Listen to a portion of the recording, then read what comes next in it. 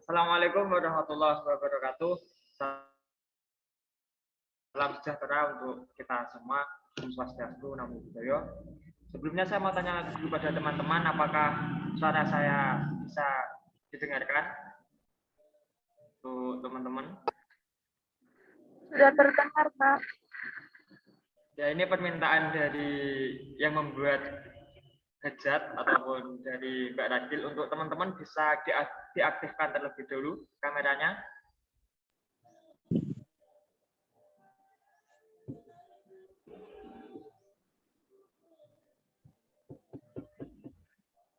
Ya, untuk teman-teman semuanya bisa diaktifkan kameranya biar nanti moderatornya maupun dari pematerinya bisa mengenali teman-teman.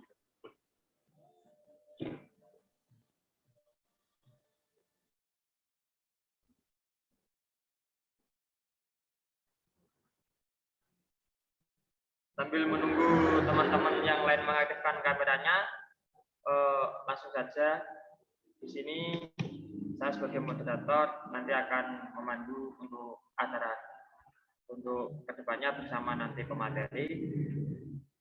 Sebelum lanjut ke acara, izinkan saya perkenalkan diri saya terlebih dahulu. Perkenalkan, nama saya Mufid Fatul Mamanan, mahasiswa dari Fakultas Syariah dan Hukum UIN Sunan Ampel, Surabaya. Dan dalam pagi hari ini kita akan membahas tentang parenting education sebagai pendidikan dasar keluarga yang nanti akan disampaikan oleh Mbak Bella. Namun sebelum saya lanjutkan, tadi untuk teman-teman di grup sudah di-set mengenai tentang tata tertib ya. Mungkin untuk tata tertibnya nggak usah saya sampaikan lagi, soalnya sudah di-set di grup dan teman-teman juga bisa memahami sendiri seperti itu. Terus selanjutnya izinkan saya membacakan CV dari Mbak Abela selaku narasumber. Untuk narasumbernya ini sangat luar biasa karena kenapa? Kemarin saya membuat story itu yang komen banyak. Kak, kamu jadi moderatornya Mbak Bella. Saya sendiri malah bingung. Oh, saya nggak kenal. Ada yang menitip salam, ada yang mau Kak kenalin dong. Saya nggak kenal. Saya baru pertama kali ini juga jadi moderatornya Mbak Bella. Saya serasa kalah pamor ini sama Mbak Bella ini. Dan ini juga baru pertemuan pertama saya antara Mbak Bella. Untuk CV dari beliau saya bacakan. Nama lengkapnya Abela Saragih, Magister Psikolog. Jadi untuk Mbak Bella ini sudah S2, walaupun kelihatannya usianya masih muda. Soalnya kelahirannya masih 90-an. Jadi masih muda, sudah magister itu sangat menginspirasi, makanya bisa menjadi motivator buat teman-teman semuanya gitu. Lalu untuk psikolognya sendiri yang diambil ada psikolog pendidikan dan juga psikolog, mohon maaf, catanya hilang.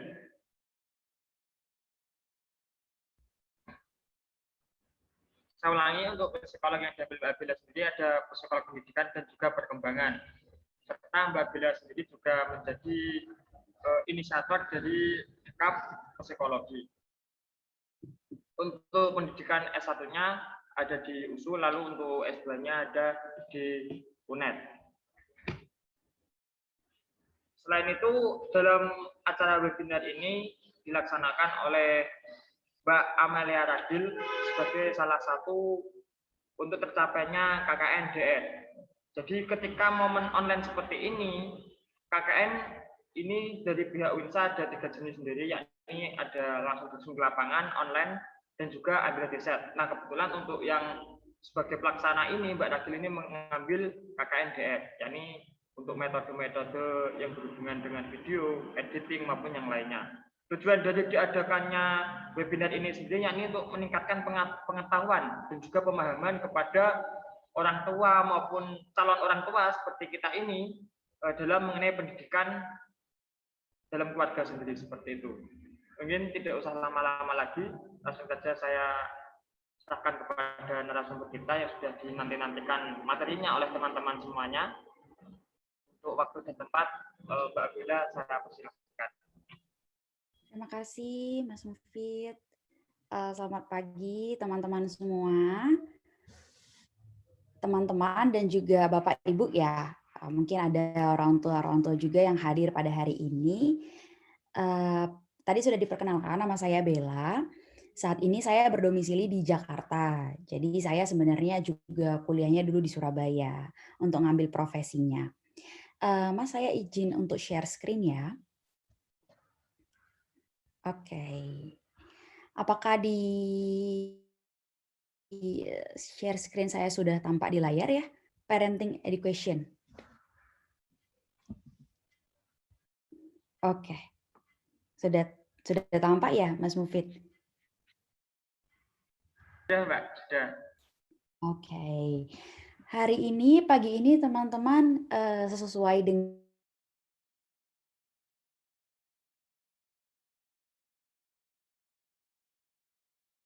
sebagai pendidikan dasar keluarga. Jadi harapannya di sini adalah setelah webinar ini teman-teman, Bapak dan Ibu juga bisa memahami apa sebenarnya edukasi terkait pola pengasuhan ini. Kenapa itu menjadi penting sebagai dasar sebagai pendidikan dasar untuk keluarga. Oke. Di sini saya mau cerita dulu tentang perkembangan parenting education. Jadi kesadaran ini dimulai pada tahun 1800-an. Pada tahun 1800-an itu para ibu-ibu itu saling bertemu dan membuat kelompok diskusi. Jadi mereka diskusikan tentang anak saya begini, perkembangan anak saya begini.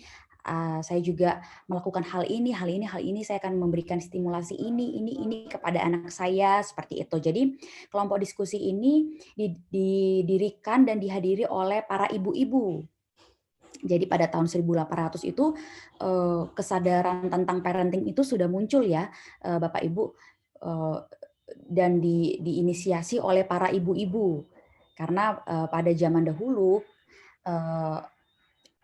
ayah itu, bapak itu memang perannya itu adalah mencari nafkah gitu. Jadi ibu-ibu itu belum pada tahun 1800 itu belum seperti sekarang gitu banyak wanita karir. Jadi memang tugas dan tanggung jawab sehari-hari adalah mendidik anak dan mengasuh anak gitu. Jadi peran pengasuhan itu lebih didominasi oleh para ibu gitu. Jadi adanya kesusahan ataupun kesulitan terhadap terkait pengasuhan itu memang dirasakan oleh para ibu-ibu. Akhirnya mereka membuat satu kelompok diskusi gitu ya. Kalau kita bayangkan ini tetangga-tetangga, ibu-ibu para tetangga itu diskusi untuk membahas tentang pengasuhan dan perkembangan anaknya. Nah, kemudian pada tahun 1820 nih mulai muncul asosiasi yang mereka berperan untuk mengajarkan orang tua menanamkan nilai moral dan keagamaan. Jadi sistemnya mungkin kalau kita lebih kayak ke pertemuan ibu-ibu di masjid misalnya kayak gitu ya, untuk terkait dengan pengasuhan yang benar secara agama atau apa yang diajarkan oleh agama itu seperti apa harusnya kita mengasuh anak gitu. Jadi basicnya atau nilai dasarnya itu adalah tentang moral dan keagamaan gitu, lebih tepatnya keagamaan ya. Kemudian pada tahun 1930 itu sudah mulai muncul organisasi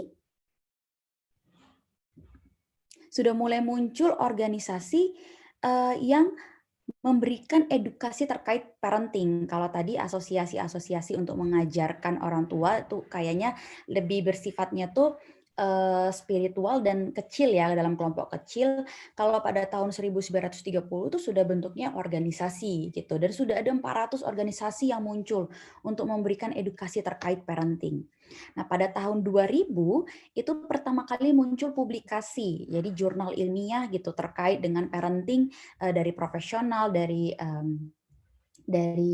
para ahli gitu ya, dan program-program terkait dengan parenting ini baru muncul di tahun 2000 gitu ya. Nah, saat ini di jurnal yang saya peroleh itu di Amerika, tepatnya di Amerika sudah lebih dari 250.000 profesional dalam bidang parenting. gitu. Jadi bayangkan kalau di luar Amerika gitu, jadi di seluruh dunia itu sudah berapa ratus ribu ataupun mungkin sudah di angka jutaan gitu profesi yang berkaitan dengan parenting. Seperti saya ini juga fokus di parenting juga salah satunya. Nah, hal ini menunjukkan, perkembangan ini menunjukkan bahwa adanya kebutuhan yang besar dari orang tua untuk menerima informasi terkait pola pengasuhan yang tepat untuk anak. Hal ini saja sudah menunjukkan adanya kepedulian terhadap perkembangan anak gitu ya. Apalagi sekarang perkembangan anak itu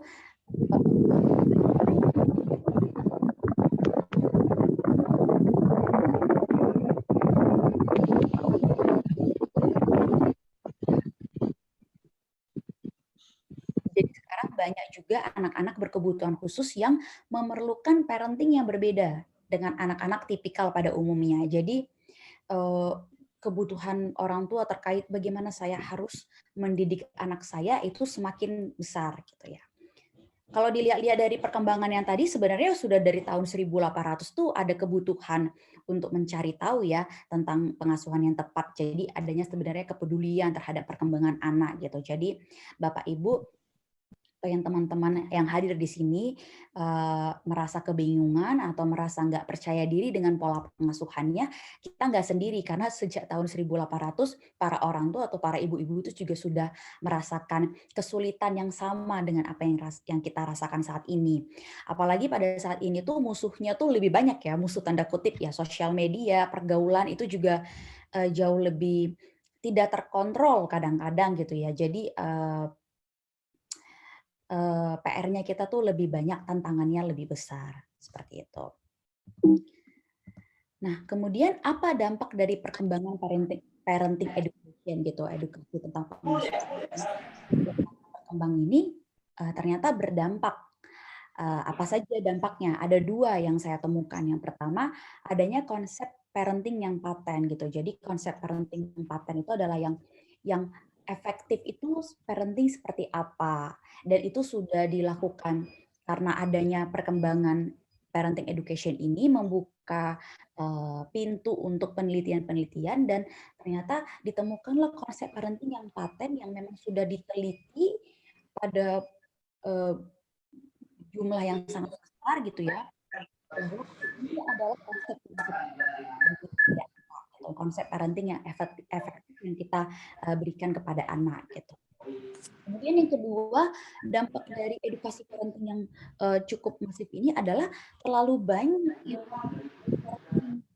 ternyata banyak banget gitu ya di sosial media. Kadang-kadang juga sekarang kita dari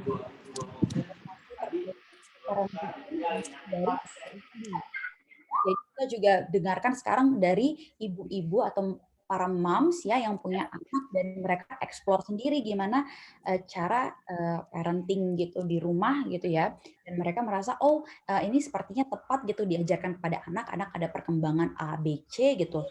Dan setelah itu dia sharing, kemudian kita juga serap informasi itu, wow kita akan cobakan kepada anak gitu. Nah itu terlalu banyak, terkadang kita melupakan bahwa ini cocok nggak ya untuk budaya kita, atau ini cocok nggak ya untuk anak kita, kondisi perkembangan anak kita, kondisi keluarga, kondisi rumah, kondisi kita juga sebagai ibu atau sebagai orang tua, mentally dan physically gitu, apakah kita pas gitu, sesuaikah parenting yang kita lihat di sosial media ini untuk kita tetapkan di rumah gitu. Itu nanti akan saya bahas satu-satu. Pertama, saya akan ceritakan tentang konsep parenting yang paten itu seperti apa. Tadi kan sudah ada perkembangan yang cukup luar biasa dari tahun 1800-an, kemudian itu membuka pintu penelitian untuk meneliti, mengkaji terkait parenting dan membuat program-program. Tapi sebenarnya dari konsep parenting itu sendiri ada 2 konsep parenting yang dinilai cukup paten dan dijadikan dasar dari penelitian. Jadi awal dari penelitian terkait parenting dan sampai sejauh ini tidak digeser ya konsep ini gitu. Kedua konsep ini tuh tidak digeser dari konsep parenting yang efektif gitu.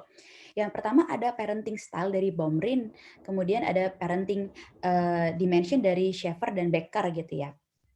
Ini kalau anak-anak psikologi mungkin familiar dengan Baumrind dan Becker gitu seperti itu. Kita akan bahas satu-satu. Nah, ini ada parenting style dari Bomrin gitu ya. Sorry, ini tulisannya unresponsive-nya agak kurang proper. Ini adalah unresponsive ya, jadi disatukan sebenarnya. Jadi parenting style atau jenis pola pengasuhan itu Bomrin mengatakan ada 4. Ada otoritatif, ada authoritarian, indulgent, dan neglectful gitu ya. Di mana keempat parenting style ini tuh sebenarnya merupakan aspeknya itu ada 2, yaitu demanding dan responsif. Tergantung nih demandingnya tinggi atau rendah, dan juga responsifnya tinggi atau rendah. Nah, kita bahas satu-satu. Authoritarian gitu ya. Authoritarian ini sering kita kenal dengan istilah otoriter.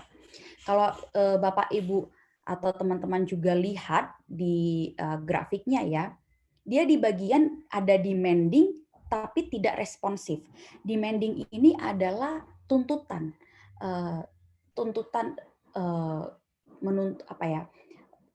Kedisiplinan ada di dalamnya, tuntutan, mengkontrol perilaku anak gitu ya, memberikan aturan-aturan di rumah, ya, dia ada gitu loh di authoritarian ini, dan juga di authoritarian ini tidak adanya responsif atau unresponsif gitu ya. Jadi responsif ini itu adalah bagian dari bagaimana kita responsif terhadap apa aktivitas yang dilakukan anak gitu, perkembangan anak, cara kita menunjukkan kasih sayang kepada anak.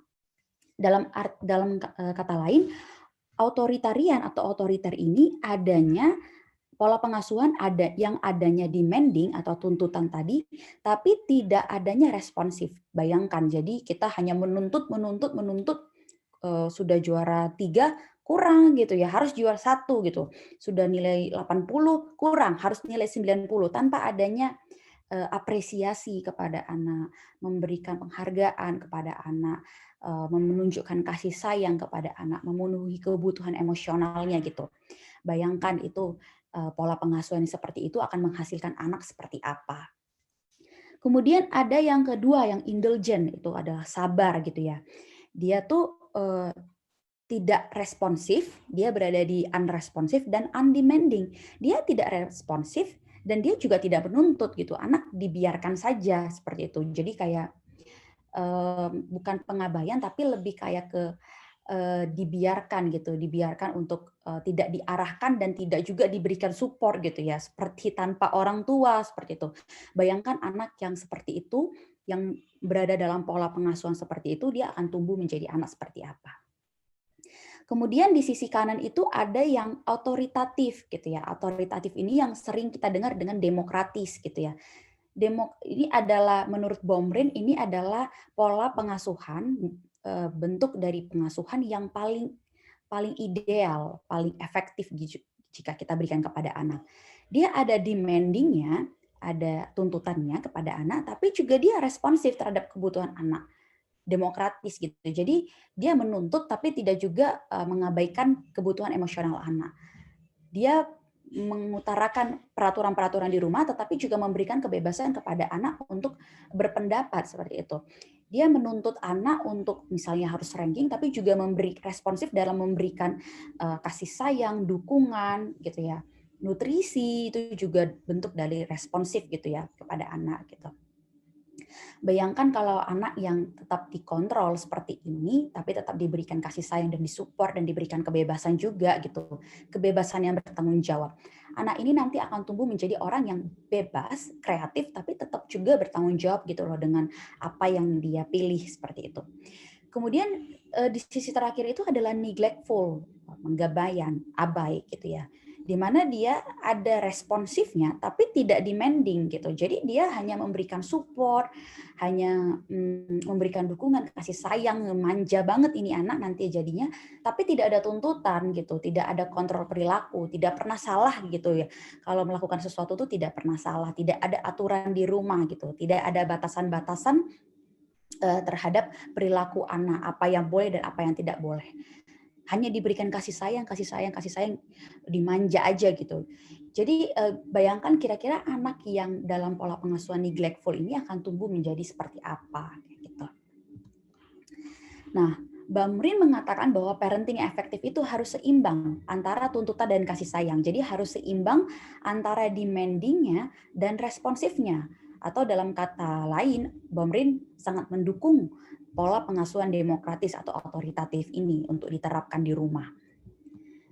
Nah, apa yang terjadi jika tidak seimbang? Kalau tuntutan lebih besar dari kasih sayang atau kasih sayang lebih besar dari tuntutan, seperti itu, dua-duanya terbukti akan mendatangkan masalah di perilaku anak, di sosial dan juga emosionalnya. Nah, kita bahas satu-satu. Jika berat dikasih sayang, kalau tadi teman-teman atau Bapak Ibu mendengarkan penjelasan saya, kalau berat dikasih sayang aja atau diresponsif aja itu namanya neglectful, pengabaian gitu kan. Bayangkan seorang anak yang dia selalu didukung, dia tidak pernah dijelaskan kesalahannya, selalu ditutupi kesalahannya. Jadi kalau salah juga ditutupi kesalahannya ya. Kadang-kadang cenderung misalnya mungkin dia masa kecilnya dia jatuhin gelas gitu ya, jatuhin gelas, yang disalahkan nanti apa ya, keadaan misalnya mungkin, atau lantai yang dipukul atau gelas yang dipukul lah, seperti itu ya. Dia tidak dijelaskan bahwa kamu harus pegang hati-hati. Ini adalah kesalahanmu. Yuk kita bersihkan bareng-bareng gitu ya. Anak juga harus terlibat dalam membersihkan gelas itu gitu. Tentunya dengan cara yang aman gitu.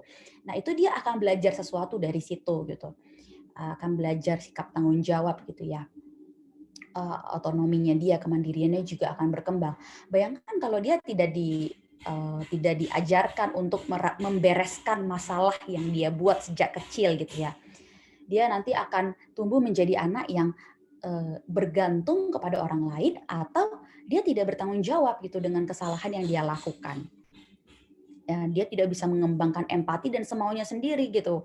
Jadi kalau ada kesalahan itu cenderung eksternal sifatnya. Jadi kalau dia ada terjadi satu kesalahan atau kegagalan, dia akan memikirkan kesalahan orang lain atau kesalahan kejadian tertentu gitu ya. Sifatnya eksternal gitu.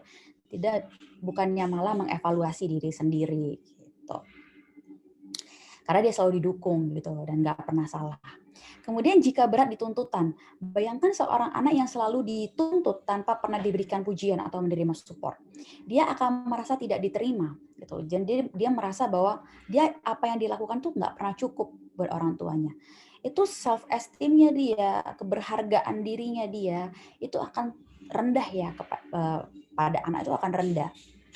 Nah, anak ini juga akan tumbuh menjadi ambisius. Dia akan melakukan segala hal untuk mencari pengakuan. Karena kok kayaknya sudah di level ini nggak diakui. Dia harus lebih tinggi lagi untuk diakui. Tapi di level manapun dia nggak diakui. Akhirnya apa? Dia kehausan gitu. Dia butuh buat diakui, butuh buat rindu, buat diapresiasi, dipuji.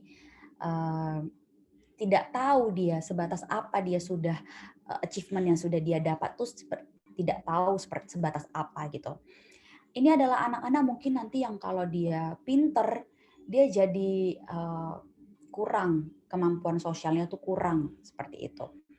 Konsep diri dan keberhargaan dirinya juga akan bermasalah. Gitu. Jadi kalau dua-duanya, kalau ada berat sebelah gitu, itu pasti akan mendatangkan masalah perilaku, sosial, dan emosional pada anak. Gitu. Apalagi di 5 tahun atau di sebelum masuk prasekolah ya, atau sebelum dia kenal dengan lingkungan luar, anak itu mengembangkan persepsi tentang hubungan dengan manusia lain itu melalui keluarga gitu. Jadi bagaimana keluarga itu memperlakukan dia atau merespon dia, atau pola pengasuhan dalam keluarga itu akan mempengaruhi perspektif dia, persepsi dia tentang hubungan dengan orang di luar dirinya dia gitu. Jadi kalau dia merasa diabaikan, dia akan merasa bahwa hubungan dengan orang luar itu berjarak gitu. Hubungan dengan orang di luar diri kita tuh tidak menyenangkan gitu. Dan itu bukan satu hal yang mudah ketika nanti dia keluar rumah dan bergaul dengan orang lain. Itu dia akan bertemu dengan anak dengan pola pengasuhan yang berbeda di rumah, itu akan kesulitan buat dia gitu. Nah, kemudian parenting dimensionnya Schaefer dan Becker itu dua pertama itu sebenarnya sama. Jadi kalau dimensi parentingnya Schaefer dan Becker itu ada 3. Ada dukungan, kontrol perilaku, dan menghindari kontrol psikologis. dukungan ini sama seperti di responsif dari punyanya Baumrind tadi. Jadi si Schaefer dan Becker itu juga mengatakan bahwa parenting yang ideal itu adanya dukungan, adanya kontrol perilaku tadi, yang kalau di Baumrind itu adalah demanding, tuntutan kepada anak. Kemudian yang ketiga dia tambahin lagi menghindari kontrol psikologis gitu. Jadi kita akan bahas satu-satu. Dimensi dukungan itu adalah hubungan emosional yang konsisten dan stabil antara orang tua dan anak. Dia memberikan dasar, bukan dakar ya. Ini memberikan dasar yang kuat untuk mengembangkan keterampilan sosial. Keterampilan sosial yang penting nanti buat anak di kemudian hari gitu ya. Hubungan ini diukur melalui persepsi dari anak. Jadi tentang dukungan ini, apakah kita sudah memberikan dukungan yang cukup atau tidak kepada anak, ternyata diukur dari persepsi anak. Nah, jadi kalau kita merasa bahwa kita sudah memberikan dukungan, tapi persepsi dari anak tidak seperti itu, berarti dimensi dukungan ini tidak terpenuhi. Seperti itu. Jadi pastikan bahwa anak menerima dengan tepat ya, dengan secara sadar dia menerima dan merasakan dukungan yang kita berikan kepada dia, seperti itu. Jadi itu diukur melalui persepsi anak tentang bagaimana orang tua memberikan dukungan kepada mereka. Hal ini dapat dilihat dari kedekatan, kehangatan, cara mengurus anak dan terlibat dalam pengasuhan seperti itu. Jadi kalau kadang-kadang para ayah atau para bapak mengatakan bahwa saya sudah memberikan dukungan dalam bentuk nafkah, dalam bentuk school fee, uang sekolah, dalam bentuk kamu mau les apa juga bisa, kamu mau beli apa juga bisa. Nah, tapi ternyata keterlibatan dalam pengasuhan itu juga diperlukan, kehangatan, kedekatan, ngobrol bareng anak itu ternyata salah satu bentuk, bukan salah satu ya, sebagian besar bentuk dukungan yang diperlukan anak gitu. Sebagai bentuk dukungan yang diterima oleh anak, dipersepsikan oleh anak sebagai dukungan gitu. Karena tidak banyak anak mempersepsikan pencarian nafkah itu adalah sebagai kewajiban orang tua gitu. Sama seperti kewajiban saya adalah sekolah dan mendapatkan nilai yang baik, menjadi anak yang nurut kepada orang tua, itu adalah kewajiban saya, sedangkan kewajiban papa atau ayah adalah mencari nafkah atau mencari uang sekolah seperti itu ya. Sedangkan memberikan dukungan itu adalah hal yang berbeda dari itu. Jadi kerap kali orang tua sudah merasa saya sudah memberikan dukungan gitu kepada anak, tapi anak tidak merasakan itu. Nah, itu berarti dimensi dukungan belum terpenuhi. Jadi perlu adanya kedekatan untuk anak itu betul-betul merasakan bahwa kita memberikan kasih sayang, memberikan support dan dukungan. Kemudian kontrol perilaku ini sama seperti yang di Baumrind itu adalah demanding atau tuntutan. Dimensi ini berhubungan dengan peran orang tua dalam mengontrol anak dan menuntut perilaku yang diharapkan. Adanya tuntutan perilaku yang diharapkan orang tua gitu. Boleh kita malah ini harus ya. Kalau para ahli mengatakan bahwa ini harus untuk mengontrol perilaku anak. Kalau pada remaja itu adalah memantau pertemanan dan aktivitasnya itu sangat dianjurkan gitu ya. Kadang-kadang kita anak remaja ini ataupun para orang-orang yang concern atau yang perhatian di bidang parenting mengatakan bahwa anak harus punya privasinya sendiri atau anak harus punya kebebasan dalam bertindak, mengontrol, coba sana sini kayak gitu ya. Itu ada benarnya tapi tetap harus dikontrol. Harus dikontrol, harus dipantau oleh orang tua gitu ya. Nggak bisa ini semaunya sendiri, nggak boleh semaunya sendiri. Anak itu nggak bisa gitu. Jadi tetap harus ada kontrol orang tua dan kita juga para anak gitu harus menyadari buat perkembangan kita ke depannya gitu. Tapi catatannya adalah harus dibarengi dengan dukungan tadi gitu. Jadi ketika anak mau ingin melakukan sesuatu, dia bebas misalnya dia pengen ambil ekstrakurikuler apa ini gitu ya. Bulu tangkis misalnya sekarang lagi marak ya bermain bulu tangkis gitu ya karena Olimpiade Tokyo kemarin ya. Dia mungkin mau main bulu tangkis ya boleh gitu, tapi berikan dukungan dengan apa? untuk bermain dengan dia, membelikan raket gitu, menyediakan bolanya gitu ya, memberikan izin buat dia weekend untuk pergi sama teman-temannya bermain raket gitu ya. Nggak harus setiap hari itu dari pagi sampai malam ngerjain tugas belajar di rumah gitu. Itu juga salah.